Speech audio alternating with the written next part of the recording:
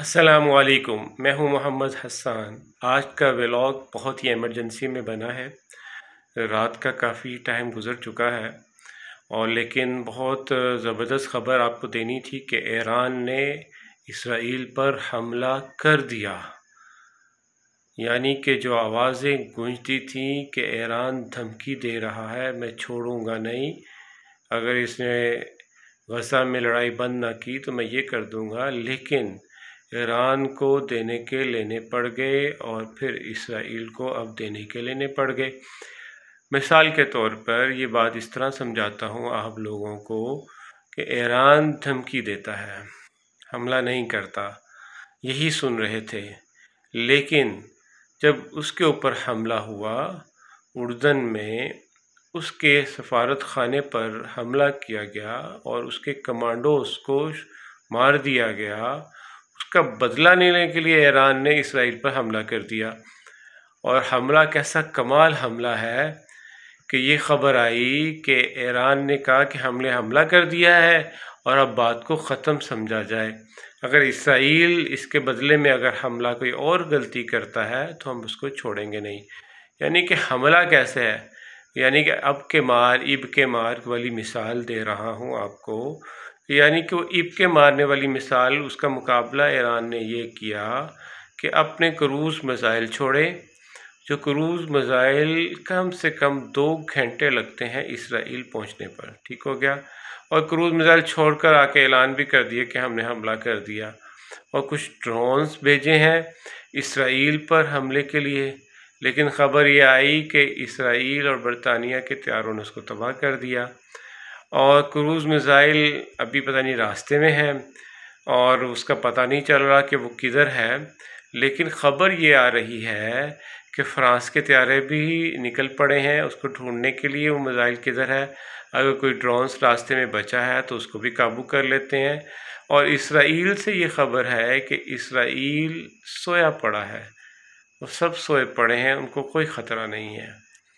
यानी कि धमकी इस वक्त एक अजीब धमकी लग रही है, समझ नहीं आ रही कि इसको धमकी समझा जाए। हाँ, धमकी नहीं, सॉरी, यानी कि इसको हमला समझा जाए। जो धमकी दी थी और उस पर हमला था, और ये हमारे बड़े बड़े लोगों का दावा था कि ईरान कभी इसराइल पर हमला नहीं करेगा। और बल्कि ये भी दावा था कि अमेरिका भी ईरान पर हमला नहीं करेगा और ईरान इसराइल पर हमला नहीं करेगा। और ये हकीकत आज फिर नज़र आ रही है, बल्कि इस बात के दावों के साथ कि ईरान ने इसराइल पर हमला कर दिया, लेकिन उस हमले को एक फोका फायर समझा जाए। यानी कि उसका कोई फ़ायदा नहीं। हमला करने के बाद बताया कि भी अब मेरी तरफ से बात ख़त्म हो गई, अब इसराइल ने कोई हमला किया तो उसको छोड़ेंगे नहीं। लेकिन फिर वही बात, छोड़ेंगे नहीं, लेकिन वो मिसाइल किधर हैं, वो हमला किधर है, वो ड्रोन्स किधर हैं। एक ड्रोन्स की वीडियो आ चुकी है कि उसको रास्ते में मार दिया गया, ठीक है। और वो एयर डिफेंस जो सिस्टम है इसराइल के पास, वो बिल्कुल तैयार खड़ा है। अगर कोई क्रूज़ मिसाइल आता भी है तो वो फ़ज़ा में मार दिया जाएगा। या तो ये होता कि हमास की तरह हज़ारों मिसाइल फेंके जाते तो फिर ना अमेरिका उसको कंट्रोल पाता, ना फ्रांस और बरतानिया के तैयारे उसको रोक पाते, और ना इसराइल, बल्कि ये कुछ ना कुछ मिसाइल इसराइल के अंदर गिरते तो फिर हम समझते कि वाकई ही ईरान ने बदला ले लिया। फिर उसके बाद अगर कोई इसराइल कोई गलती करे तो फिर उसका जवाब फिर ईरान देगा। अब भी ईरान ने कोई गलती ऐसी नहीं की कि वो अपना बदला लेने के लिए हज़ारों मिसाइल फेंके और इसराइल को नुकसान पहुँचे, उसका कोई बंदा ज़ख्मी हो।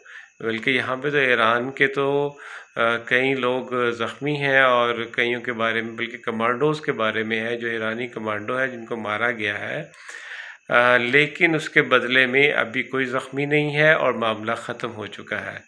तो इसलिए इसको बंद ही समझा जाए कि जी बात ख़त्म हो गई।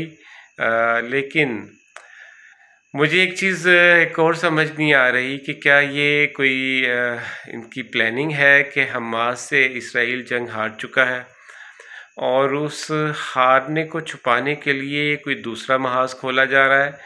तो इसके बारे में फिर इंशाअल्लाह नेक्स्ट ख़बर देंगे, लेकिन इस वक्त जो ख़बर आपको देनी है कि ईरान ने हमला किया लेकिन कुछ नुकसान नहीं हुआ इसराइल का।